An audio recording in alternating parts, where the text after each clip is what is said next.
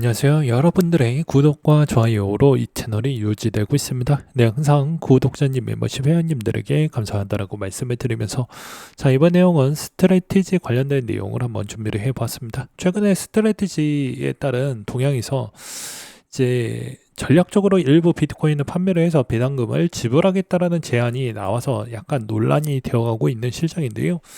이제 이 내용을 조금 더 풀어서 설명을 드린다고 하면 다음과 같습니다.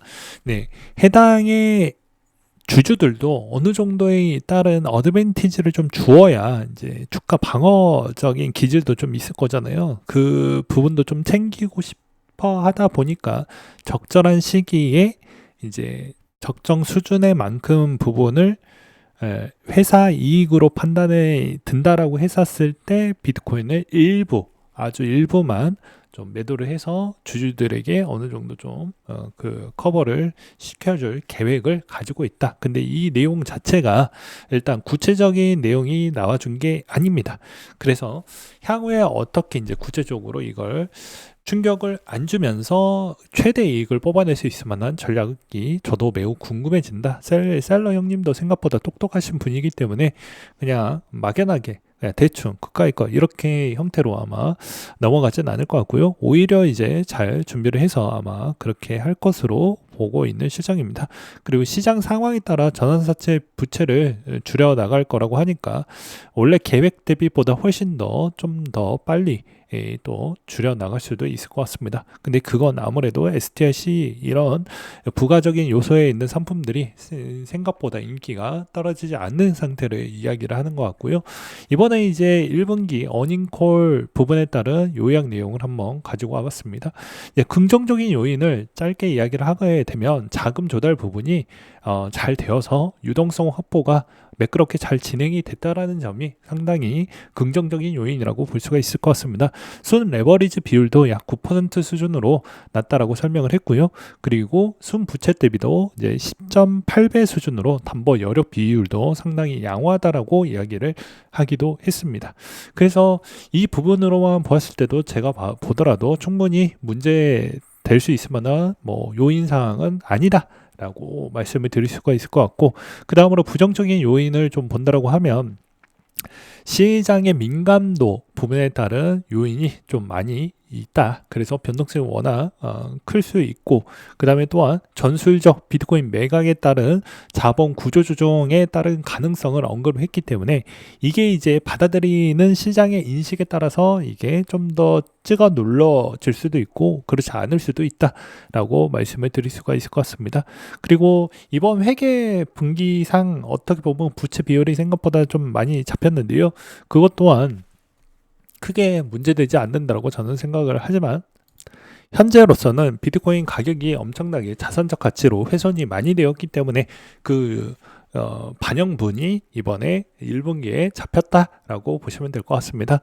그래서 이번 변동성 1분기 영업 손실이 145억 달러, 순손실이 128억 달러 정도가 나왔다라고 보시면 될 것 같습니다. 그래서 종합적인 평가를 보았을 때는 제가 보기에는 아주 안 좋았던 난지 그 최악의 시기를 좀 넘어가는 패턴이다 보니까 그거를 이번 이제 실적은 그 뒤에 나오는 거잖아요. 그걸 좀 털어냈다라는 게 그나마 좀 위안이라고 볼 수가 있을 것 같습니다. 그 다음으로도 여전히 이제 스트래티지의 BPS 부분에 따른 주위에서도 생각보다 잘 이제 커져 나가고 있다라는 것도 좀 눈에 들어왔고요. 이런 거를 좀 종합적으로 보았을 때는 저는 또 이런 생각이 들더라고요. 역시 스트래티지 과거에 닷컴 버블 때도 최대한 잘 방어가 잘 나왔고 그리고 잘 버텨냈기 때문에 이제 뭐 그렇게도 좀 볼 수가 있겠거니라고 생각이 들었습니다. 그 다음으로 이제 이 주주가치의 핵심 목표 7년 이내에 BPS 2배를 달성하겠다라고 이야기를 하고 있는데요. 그 이유는 자본 조달 비용을 최소화를 시켜서 레버리지도 가성비 있게 극대화를 시키면서 초과 수익을 좀 달성을 하겠다라고 이야기를 하고 있는 것 같습니다. 그 대신 이제 여기서도 이 대차 대조표와 리스크 부분에 따른 추이를 얼마나 잘 방어를 할 것이냐가 중요할 것 같은데 현재 비트코인 가격 추이가 대충 한 이제 녹화 찍고 있는 시점이 이제 팔자를 보여주고 있는데요. 80K 정도를 보여주고 있습니다. 근데 이제 최악의 시나리오는 여전히 7.3K 정도가 청산 위험성 추이를 가지고 있기 때문에 여전히 이제 좀 괜찮다. 그리고 레버리지 비율도 여전히 남은 부분들보다 훨씬 양호한 부분을 보여주고 있기 때문에 크게 문제될 건 없다라고 생각이 듭니다. 또 하나적인 추이는 정부의 수용적인 부분도 저도 매우 긍정적으로 보고 있습니다.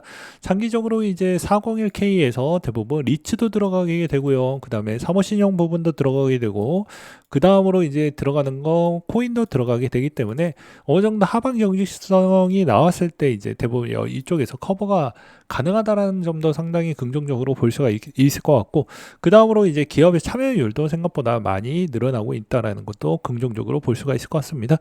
또한 이제 노출 계좌 수도 10억 개를 돌파했다라는 것도 상징적으로 볼 수가 있게 되겠죠.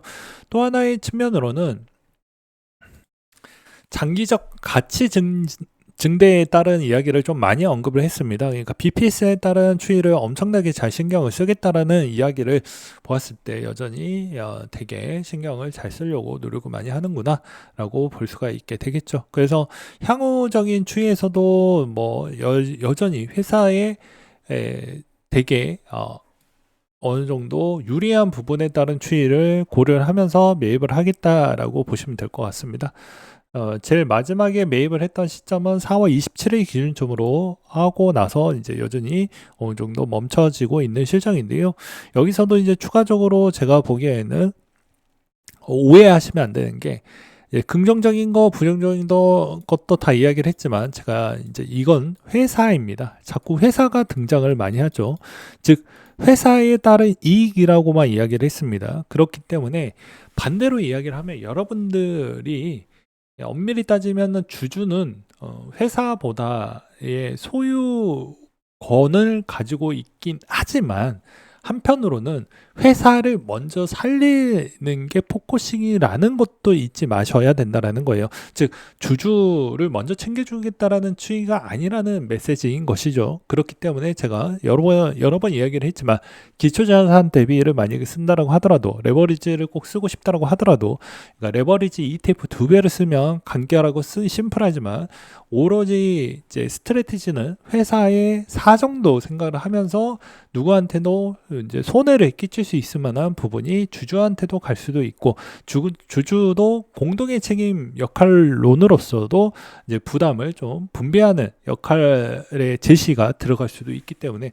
완벽하게 나는 손해를 보지 않으면서 투자를 하고 싶다, 그리고 심플하게 가고 싶다라고 한다라고 하면 여전히 스트래티지 부분은 이런 부분도 좀 잘 이해를 하면서 보셔야 된다라는 것을 꼭 알고 계시길 바라겠습니다.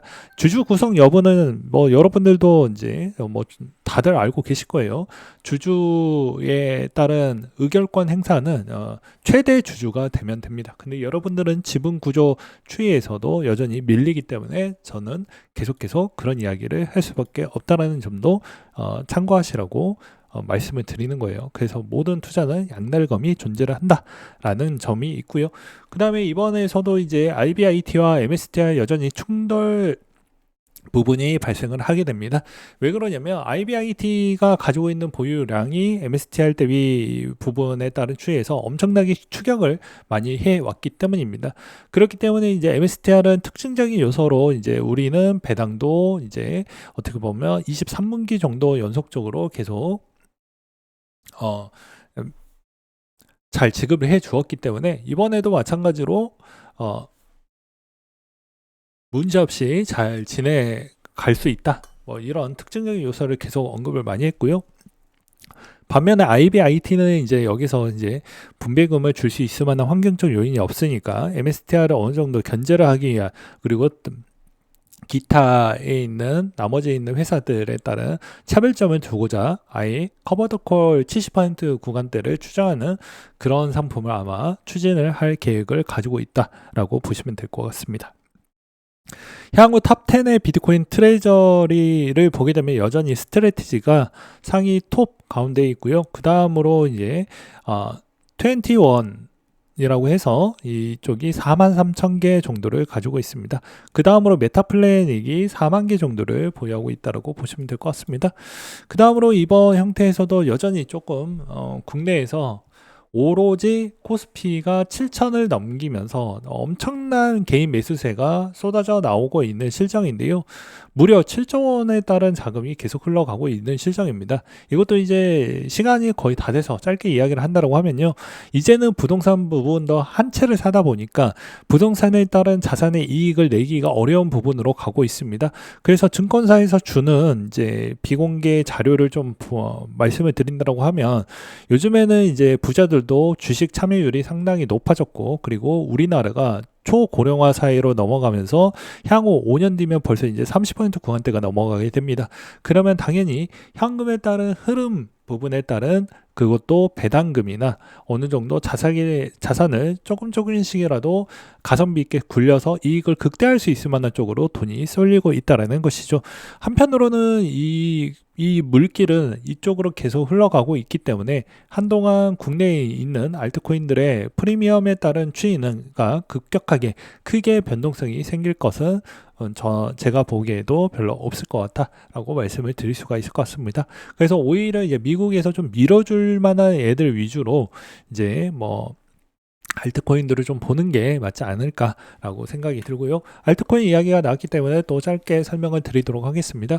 최근 급등 코인의 공통점을 보게 되면 팀이 제일 많이 갖고 있던지 유동성이 생각보다 적어서 빨리 튀길 수가 있던지 호가창이 생각보다 그러니까 가볍다라는 것인지 그리고 숏 포지션들이 강제 청산 비율이 어느 정도 좀 나왔는지 데이터를 좀 찍어 볼 필요성이 있고 그 다음으로 팀의 덤핑 숏 포지션 부분을 다 합쳤을 때에 따른 추이에서도 충분히 이거 적은 돈으로 작업이 가능한지에 따른 그런 요소로 이번에 좀 많이 튀겨서 올라갔다라고 하더라고요.